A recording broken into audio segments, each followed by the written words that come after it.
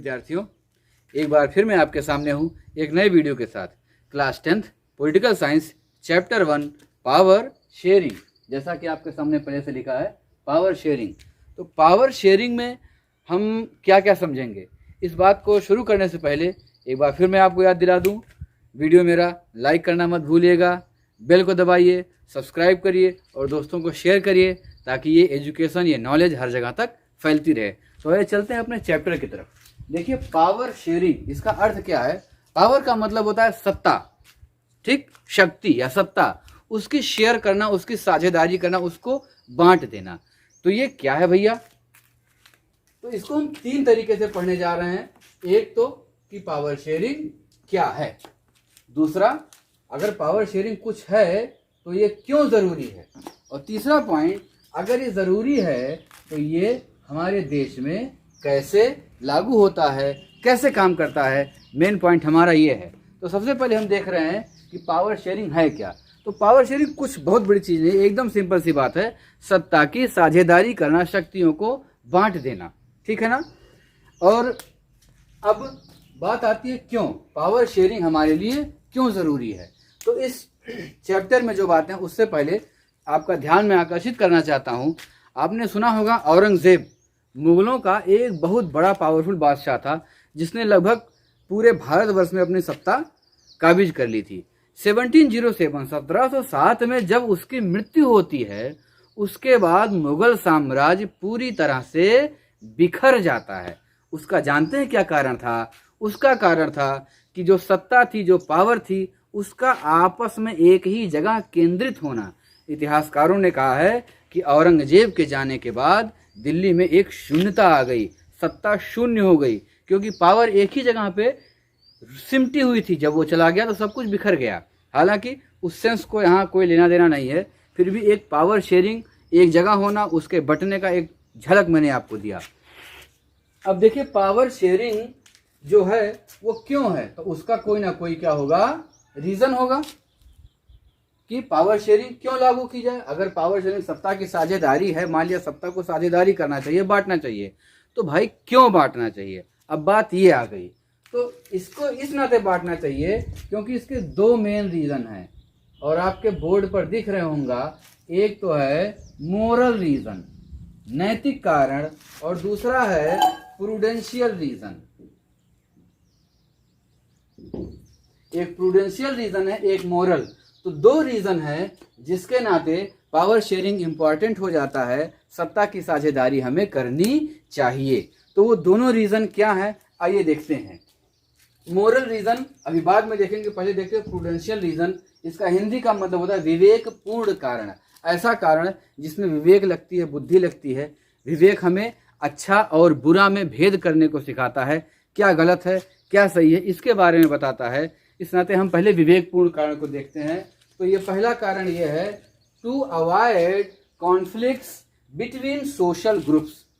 Power की साझेदारी इसलिए आवश्यक है कि जो विभिन्न प्रकार के सामाजिक ग्रुप हैं, सामाजिक वर्ग हैं, आपस में इतनी ज़्यादा विविधताएं हैं, उनमें कोई विवाद ना होने पाए, कोई कन्फ्लिक्ट ना होने पाए, इसलिए शक्ति की, सत्ता की साझेदारी आवश्यक है।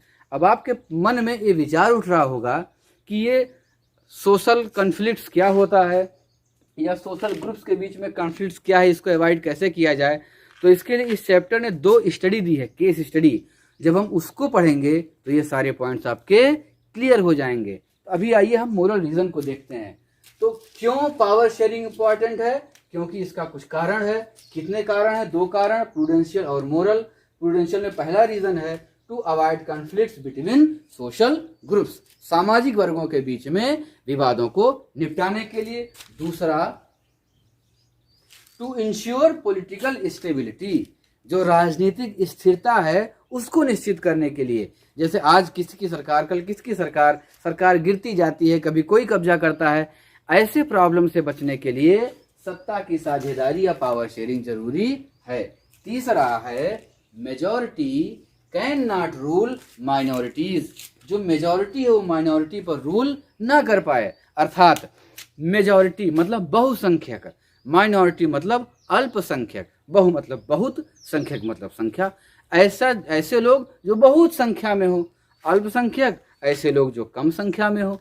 तो जाहिर सी बात है, अब मान लिया आप ऐसी जगह पे गए जहाँ पर सारे स्टूडेंट्स किसी दूसरे स्कूल के हों और उस बस में आप अकेले हों, तो आप चुपचाप बैठे रहेंगे। क्यों? क्योंकि आप माइनॉरिटी में हैं।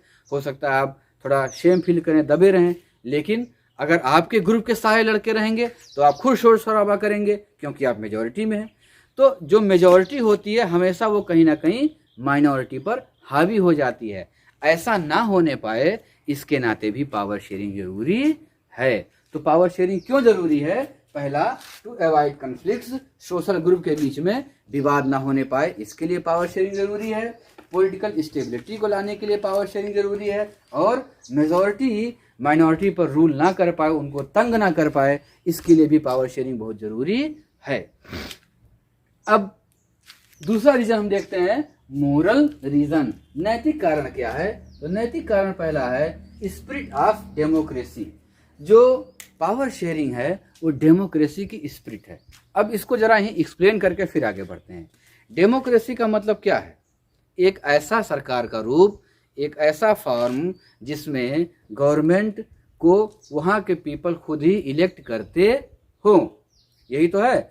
इसका क्या मतलब? कि सरकार में सभी की भागीदारी है, मतलब सत्ता की पावर सभी के पास है, यही तो डेमोक्रेसी है। तो डेमोक्रेसी को बचाना है तो पावर शेयरिंग जरूरी है। अगर आपको पावर ना रहे कि आप वोट करके सरकार बना सकते हो, तो फिर कैसे हो डेमोक्रेसी? तो डेमोक्रेसी खत्म हो गई। मतलब डेमोक्रेसी को जिंदा रखना है तो पावर शेयरिंग जरूरी है। अगर केवल पावर एक राजा के हाथ में रहे, वो जब तक चाहे तब तक सरकार चलाए, आपको कोई राइट्स ना दे, आपको एजुकेशन ना करने दे, आप कहीं जाना चाहो आपको रोक दे, तुरंत नहीं जा सकते हो, तो डेमोक्रेसी नहीं रह जाएगी। और आप ये सब कर सकते हैं, क्यों? क्योंकि पावर डिस्ट्रीब्यूट है, आपको भी राइट्स मिले हैं, आपको फंडामेंटल राइट्स मिले हैं, इसके अलावा आपको वोटिंग के राइट्स मिले हैं, आपके पास पावर होती है, सत्ता साझेदारी में होती है। इस नाते यह एक डेमोक्रेसी का क्या है? सोल है, स्पिरिट है, पावर शेयरिंग। दूसरा, टू इंश्योर लेजिटिमेट गवर्नमेंट। जो एक लेजिटिमेट गवर्नमेंट, लेजिटिमेट का मतलब क्या होता है? वैध। एक वैध सरकार को निश्चित करना। जब सत्ता की साझेदारी रहेगी तो जो सरकार आएगी वो एक वैलिड सरकार रहेगी, वैध गवर्नमेंट रहेगी। कोई भी आकर के कब्जा करके आपको इस तरीके से सब देश को नहीं चला पाएगा जैसे कि पहले होता था। हम एक पॉलिसी के तहत, एक रूल के तहत वोटिंग करके तमाम तरीके से लोगों को इलेक्शन में पार्टिसिपेट करते हैं, हम वोट करते हैं, फिर वो जीतते हैं, फिर सरकार बनाते हैं, उसका भी रूल रेगुलेशन नियम होता है, कोई ज़बरदस्ती अपने मन से काम नहीं कर सकता है। तो हम देखते हैं कई तरीके से पावर यहाँ पर शेयर हुई है, सत्ता की साझेदारी हो गई है। तो एक बार फिर से रिवाइज करते हैं, सत्ता की साझेदारी क्या है, क्यों है, अगर क्यों है, क्यों जरूरी है, तो फिर अगर जरूरी है तो ये कैसे हमारे देश में लागू हो रही है। तो क्यों जरूरी है, इसके कुछ कारण हैं। कौन से कारण हैं? प्रूडेंशियल रीजन और मोरल रीजन। प्रूडेंशियल रीजन क्या है? कॉन्फ्लिक्ट्स को अवॉइड करने के लिए जरूरी है कि पावर शेयरिंग हो, विवाद ना हो। दूसरा, पॉलिटिकल स्टेबिलिटी लाने के लिए जरूरी है पावर शेयरिंग हो। तीसरा, मेजॉरिटी माइनॉरिटी पर रूल ना कर पाए, इसके लिए भी जरूरी है कि पावर शेयरिंग हो। अब मोरल रीजन क्या है? कि पावर शेयरिंग ही है जो डेमोक्रेसी की स्पिरिट है, और पावर शेयरिंग के थ्रू हम एक लेजिटिमेट गवर्नमेंट पाते हैं। अब ये सारी बातें हो गई, लेकिन अभी तक क्लियर नहीं हो पाया कि इतने सारे जो रीज़न हैं क्या वो वैलिड हैं या नहीं हैं, क्या वाकई में जो बातें लिखी हैं वो सही हैं कि नहीं है। तो इसके लिए हम चलिए आपको ले चलते हैं यहाँ से सीधे केस स्टडी पर। आइए केस स्टडी पर आते हैं, ये आपकी बुक में दिया है। केस स्टडी हम देखेंगे दो कंट्री की, एक बेल्जियम और एक श्रीलंका। दो देशों के बारे में हम थोड़ा सा पढ़ेंगे, जानकारी लेंगे और देखेंगे कि एक जगह सत्ता की साझेदारी हुई, मतलब पावर को शेयर किया गया, तो इन चीज़ों पर क्या फ़र्क पड़ा, और एक जगह पावर को शेयर नहीं किया गया तो इन रीजंस पर क्या फ़र्क पड़ा। अगर ये रीज़न सही है तो पावर शेयरिंग हुआ होगा, अगर ये आंसर ठीक नहीं है तो पावर शेयरिंग का कोई मतलब नहीं है। तो ये जो हमारा रीज़न है ये सही है कि नहीं, ये वैलिड है कि नहीं, इसको चलिए हम केस स्टडी के द्वारा पता लगाते हैं। अब पहले हम बेल्जियम की केस स्टडी को लेते हैं। तो बेल्जियम क्या है दोस्तों, एक कंट्री है। कहाँ पर? यूरोप में। आप जानते हैं ढेर सारे कॉन्टिनेंट हैं, है ना, उसी में एक कॉन्टिनेंट यूरोप भी है। तो यूरोप कॉन्टिनेंट में एक कंट्री है बेल्जियम। आपकी बुक में उसका मैप है, मैं आपको बेल्जियम को दिखाता हूँ। ये देखिए, कैमरे के सामने मैं बुक ला रहा हूँ, दिख गया होगा आपको। ये रेड कलर दिख रहा है। रेड कलर का मतलब यहाँ पर फ्रेंच बोलने वाले लोग रहते थे। और देखिए कुछ लाइट येलोइश कलर है, यहाँ पर डच बोलने वाले रहते थे। और ये जो सेंटर में है ये ब्रुसेल्स है, मतलब बेल्जियम की कैपिटल है, राजधानी है। और ये जो शेडो रीजन किनारे दे रहा है, यहाँ पर जर्मन बोलने वाले लोग रहते थे। तो ये मैप है, आपकी बुक में दिया है, इसको ध्यान से लेकर के देखिएगा। हम लोग आगे बोर्ड पर चलते हैं।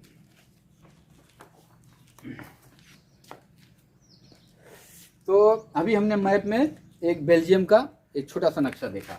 अब देखिए बेल्जियम की कंडीशन इस चार्ट पे मैं आपको दिखाता हूँ। बेल्जियम में जो कंडीशन थी, वहाँ पर जो 59% थे, मतलब कि आधे से भी ज़्यादा, 50% आधा होता है, उससे भी ज़्यादा लोग वो डच बोलने वाले थे, मतलब डच कल्चर के थे, डच स्पीकिंग के पीपल थे। उसके बाद जो 40% पीपल थे वो फ्रेंच स्पीकर थे, वो फ्रेंच भाषा बोलते थे। अब बचे जो 1%, वो 1% क्या बोलते थे? जर्मन लैंग्वेज का यूज करते थे।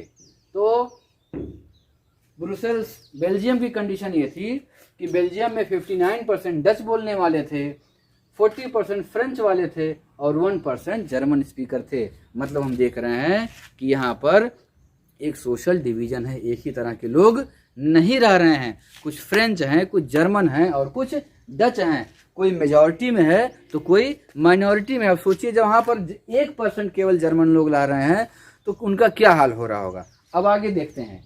ये है बेल्जियम की कैपिटल, जिसका नाम है ब्रुसेल्स। अच्छा, इससे पहले बता दूं आपको कि बेल्जियम जो कंट्री है वो हमारे इंडिया के हरियाणा से भी छोटा है, हरियाणा से भी थोड़ा सा छोटा है और लगभग 1 करोड़ वहाँ की पॉपुलेशन है। हरियाणा से भी छोटा है, पॉपुलेशन 1 करोड़ है। अब ये हमने बेल्जियम की कंडीशन देखी कि 59% डच हैं, 40% फ्रेंच हैं और जर्मन 1% है। अब आइए बेल्जियम की जो कैपिटल है ब्रुसेल्स, ये है ब्रुसेल्स, उसकी हम कंडीशन को देखते हैं। ब्रुसेल्स में इसका जस्ट उल्टा है। ब्रुसेल्स में यहाँ पर अभी डच कितने थे? 59% थे, मतलब मेजॉरिटी में थे। अब ब्रुसेल्स में क्या हो रहा है कि डच जो है माइनॉरिटी में आ गए, केवल 20% हैं और फ्रेंच 80% है। मतलब जो बेल्जियम की राजधानी ब्रुसेल्स है, वहाँ पर फ्रांसीसी भाषा बोलने वाले 80% लोग हैं और वो मेजॉरिटी में हैं, जबकि डच बोलने वाले लोग केवल 20% हैं, माइनॉरिटी में हैं। इसका सेम एकदम उल्टा है। पूरे बेल्जियम में देखा जाए तो 59% डच वाले हैं और फ्रेंच वाले 40% है, जर्मन केवल 1% है। अब जब इतना सोशल डिफरेंस है, कहीं पर एक कम्युनिटी ज़्यादा है, कहीं पर एक कम्युनिटी कम है, कहीं पर दूसरी ज़्यादा है, दूसरी कम है, तो क्या हो सकता है? किसके चांसेस बन रहे हैं दोस्तों? चांसेस बन रहे हैं कॉन्फ्लिक्ट्स के, कि यहाँ पर विवाद के चांस बन रहे हैं। अब देखिए, अब बेल्जियम ने किस तरीके से पावर को शेयर किया और इसका वहां पर रिजल्ट क्या मिला। तो हम पहला पॉइंट देखते हैं। Constitution prescribes that the number of French and Dutch speaking ministers shall be equal in central government. तो कितना बुद्धिमत्तापूर्ण निर्णय लिया कि चाहे वो फ्रेंच हो, चाहे जर्मन हो, डच हो। मान लिया कि कैपिटल में डच कम है और बाकी कंट्री में फ्रेंच कम है, तो वहाँ पर डिसीजन ये लिया गया कि जो भी मिनिस्टर बनेंगे वो डच स्पीकिंग और फ्रेंच स्पीकिंग दोनों की संख्या क्या होगी? बराबर होगी। तो ऐसे क्या होगा, ना डच कम्युनिटी में उनके अगेंस्ट कोई विरोध की आवाज़ उठेगी, ना ही फ्रेंच कम्युनिटी में उठेगी, क्योंकि दोनों तरफ से मिनिस्टर की संख्या बराबर हो गई। तो देखिए पावर को कैसे बराबर शेयर किया गया दोनों लोगों में। अब दूसरा देखते हैं। some special laws require the support of majority of members from each linguistic group. कुछ विशेष कानून बनाए गए जो सभी भाषा के समूहों के लिए सपोर्ट करते थे, उनके लिए हितकारी थे, चाहे वो जर्मन बोलने वाले हों, चाहे फ्रेंच बोलने वाले हों, चाहे डच बोलने वाले हों। जैसे अगर आप अपने इंडिया का एग्जांपल लीजिए तो यहाँ पर हिंदू भी हैं, यहाँ पर मुस्लिम भी हैं, यहाँ पर सिख भी हैं। तो ऐसा नहीं है कि कोई एक दूसरे को बहुत परेशान करता है, क्योंकि हमारे यहाँ कॉन्स्टिट्यूशन में सभी को समान राइट्स दे दिए गए हैं। अल्पसंख्यक को भी उनका अधिकार है, उनको अपने संस्था चलाने का, उनको अपने धर्म मानने का, उनको अपने स्कूल चलाने का, उनको अपने भाषा, कल्चर, संस्कृति को सुरक्षित रखने का सारे पावर दिए गए हैं। पावर को डिस्ट्रीब्यूट किया गया है, इस नाते कॉन्फ्लिक्ट से हम बचे रहते हैं। तो यहाँ भी वही किया गया है। अब देखिए तीसरा रीजन क्या किया गया, many powers of central government to state government. Central government के बहुत से पावर स्टेट गवर्नमेंट को ट्रांसफ़र कर दिए गए। क्यों? क्योंकि सेंट्रल में और स्टेट में कोई मतभेद ना होने पाए। तो सारा पावर अगर सेंट्रल के पास ही रहेगा तो स्टेट वाले नाराज़ हो जाएंगे, तो स्टेट गवर्नमेंट को भी पावर दिया गया। आप भी देखते हैं ना, हमारे इंडिया में भी ऐसी ही बातें हैं, सारी पावर केंद्र के पास नहीं है, स्टेट के पास अपनी अलग पावर होती है, स्टेट को पूरे अपनी इच्छा से वो चलाते हैं। अब एक आगे और देखिए, Brussels has a separate government in which both communities has equal representation. अब जो ब्रुसेल्स थी, ब्रुसेल्स मतलब यहाँ की राजधानी थी, कैपिटल थी, उसको एक अलग सरकार मिली और सभी दोनों कम्युनिटी के रिप्रेजेंटेटिव वहाँ पर बराबर थे, मतलब जितने डच थे उतने ही फ्रेंच थे। अगला देखिए, एक कम्युनिटी गवर्नमेंट बनाई गई, सामुदायिक गवर्नमेंट बनाई गई। हैज द पावर, जिसके पास पावर था, किसका पावर? कल्चर का और लैंग्वेज और एजुकेशन।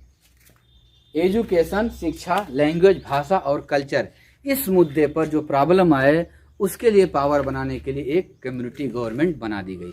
दोस्तों हम जानते हैं जो भी प्रॉब्लम होती है हमारे कल्चर को लेकर होती है, हमारे रिलीजन को लेकर होती है, भाषा को लेकर होती है कि मैं इस भाषा वाला, तुम इस भाषा वाले, आपस में लड़ाई मारपीट, या गवर्नमेंट जॉब्स वगैरह को लेकर तमाम दिक्कतें आती रहती हैं ना। तो इस विवादों से बचने के लिए एक कम्युनिटी गवर्नमेंट बना दी गई। तो देखिए बेल्जियम ने कितना शानदार तरीके से पावर को शेयर किया। हालांकि डच यहाँ पर 59% है तो यहाँ पर केवल 20% है। यहाँ जो 40% है यहाँ वो 80% हो जा रहा है। जर्मन केवल 1% है। फिर भी इन्होंने ना कोई कॉन्फ्लिक्ट होने दिया, पॉलिटिकल स्टेबिलिटी भी रही, क्योंकि दोनों समुदाय के लोगों को इक्वल सरकार में बनाने का मौका मिल गया, कम्युनिटी गवर्नमेंट मिल गई। Majority can't rule minority, majority minority पर रूल नहीं कर सकते। क्यों? क्योंकि मेजॉरिटी माइनॉरिटी रहने नहीं दिया गया। हर वर्ग के लिए कल्चर, एजुकेशन, लैंग्वेज इशू पर गवर्नमेंट दे दी गई। सभी गवर्नमेंट में इक्वल पार्टिसिपेशन दे दिया गया दोनों भाषा बोलने वाले लोगों को। इस तरीके से वहाँ की जो डेमोक्रेसी है वो बची रह गई और एक लेजिटिमेट गवर्नमेंट मिल गई। तो आज हम क्या देख रहे हैं कि आज बेल्जियम यूरोप की एक शानदार कंट्री है, डेवलप्ड कंट्री है, वहाँ पर कोई विवाद नहीं हुआ। तो ये प्रूफ करता है कि अगर पावर की शेयरिंग, सत्ता की साझेदारी सही तरीके से हो तो देश डेवलप करता है, देश के साथ वहाँ के नागरिक, वहाँ की जनता और पूरा मानव समाज अच्छे से विकास करता है। अब इसके बाद एक और केस स्टडी है श्रीलंका की। दोस्तों इतना आज के वीडियो में बहुत है, आप इसको ध्यान से देखिए, सुनिए, बुक की रीडिंग करिए, चैप्टर आपको अच्छे से समझ में आएगा। कोई अगर आपको डाउट हो तो आप मुझे मैसेज, कमेंट कुछ भी कर सकते हैं। मिलते हैं अगले वीडियो में। इसके नेक्स्ट पार्ट में लाइक करना मत भूलिएगा, बेल को जरूर टच कर दीजिएगा ताकि आपको नोटिफिकेशन मिलती रहे। खुश रहिए, मस्त रहिए और पढ़ते रहिए।